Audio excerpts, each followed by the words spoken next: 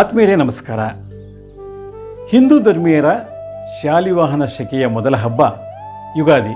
ಹಾಗಾಗಿ ನಮಗೆ ಹೊಸ ವರ್ಷ ಆರಂಭ ಆಗೋದು ಈ ಚಾಂದ್ರಮಾನ ಯುಗಾದಿಯಿಂದ. ಈ ಬಾರಿ ಪರಾಭವ ನಾಮ ಸಂವತ್ಸರ ಅಡಿ ಇಟ್ಟಿದೆ.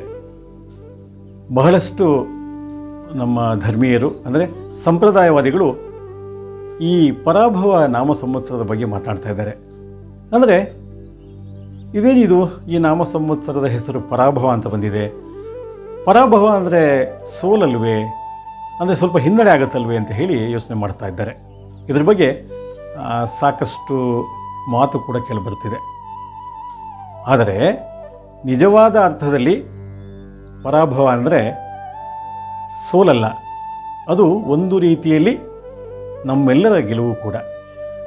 ಜ್ಯೋತಿಷ್ಯ ಶಾಸ್ತ್ರದಲ್ಲಿ ಮತ್ತು ಸಂಸ್ಕೃತದಲ್ಲಿ ಪರಾಭವ ಅನ್ನೋದಕ್ಕೆ ಒಂದು ವಿಶೇಷವಾದ ಅರ್ಥ ಇದೆ, ನೆಲೆಗಟ್ಟಿದೆ. ಅಂದರೆ ಪರ ಅಂದರೆ ಶ್ರೇಷ್ಠವಾದುದು ಅಥವಾ ಉನ್ನತವಾದದ್ದು ಅಂತ ಹೇಳಿ. ಹಾಗೆಯೇ ಭವ ಅಂದರೆ ಜನ್ಮ ಅಥವಾ ಉಗಮ ಅಂತ ಹೇಳಿ. ಅಂದರೆ ಪರಾಭವ ಅಂತಂದರೆ ಶ್ರೇಷ್ಠವಾದ ಉಗಮ ಅಥವಾ ಉನ್ನತವಾದ ಹುಟ್ಟು, ಜನ್ಮ ಅಂತ ಹೇಳಿ. ಹಾಗಾಗಿ ಯಾರು ಆ ರೀತಿಯಲ್ಲಿ ಯೋಚನೆ ಮಾಡೋಂಥ ಅಗತ್ಯ ಇಲ್ಲ. ಕನ್ನಡ ಪದಗಳ ಅರ್ಥದಲ್ಲಿ ತೆಗೆದುಕೊಂಡರೆ ಪರಾಭವ ಅಂದರೆ ಸೋಲು ಅನ್ನೋದು ನಿಜ. ಆದರೆ ಜ್ಯೋತಿಷ್ಯ ಶಾಸ್ತ್ರದಲ್ಲಿ ಇದಕ್ಕೆ ಒಂದು ವಿಶೇಷವಾದ ವ್ಯಾಖ್ಯಾನವನ್ನು ನೀಡಿದ್ದಾರೆ. ನಮ್ಮ 60 ಸಂವತ್ಸರಗಳಲ್ಲಿ 40ನೆಯ ಸಂವತ್ಸರ ಪರಾಭವ. ಈ ಹಿಂದೆ ಕ್ಷಯ ಅಂತ ಹೇಳಿ ಒಂದು ಸಂವತ್ಸರ ಬಂದಿತ್ತು. ಕ್ಷಯ ಅಂದರೆ ನಾಶವಾಗೋದು ಅಂತ ಹೇಳಿ.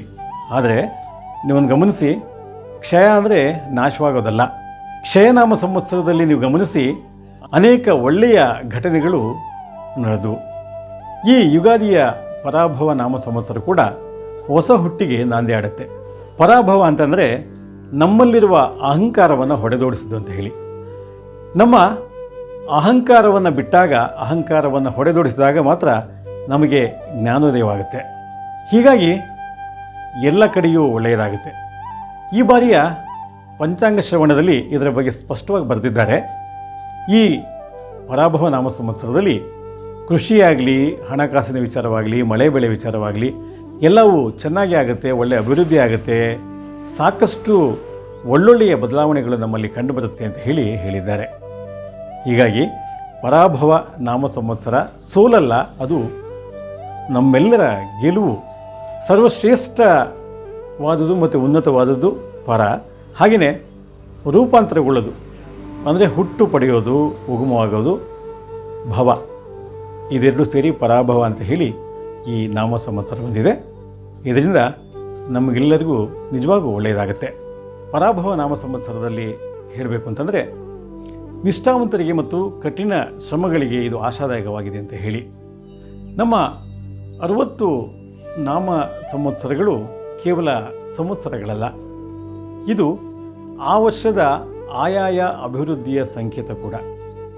ಅನಿಶ್ಚಿತತೆಯನ್ನು ಹೊರದೋಡಿಸಿ ನಾವು ಒಳ್ಳೆಯ ಸಂಪ್ರದಾಯವನ್ನು, ಒಳ್ಳೆಯ ಗುಣಗಳನ್ನು ಬೆಳೆಸಿಕೊಳ್ಳಬೇಕು. ಹಾಗೆಯೇ ಪ್ರಾಮಾಣಿಕತೆಯಿಂದ ನಿಷ್ಠರಾಗಿ ಮುನ್ನಡೆಯಬೇಕು ಎನ್ನುವುದರ ಸಂಕೇತವೇ ಈ ನಾಮ ಸಂವತ್ಸರಗಳು.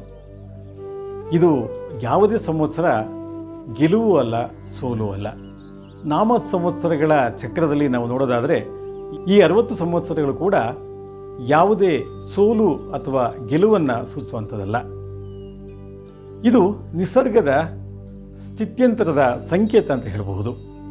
ಹೀಗಾಗಿ ಈ ಯುಗಾದಿಯ ಸಂದರ್ಭದಲ್ಲಿ ಈ ಪರಾಭವ ನಾಮ ಸಂವತ್ಸರ ಎಲ್ಲರಲ್ಲೂ ವರ್ಷವಿಡೀ ಹರ್ಷ ತರಲಿ, ನಿರಂತರ ನೆಮ್ಮದಿ ಸುಖವನ್ನು ತರಲಿ ಅಂತ ಹೇಳ್ತಾ ಈ ಸಂಚಿಕೆಯನ್ನು ಮುಗಿಸ್ತಾ ಇದ್ದೀನಿ.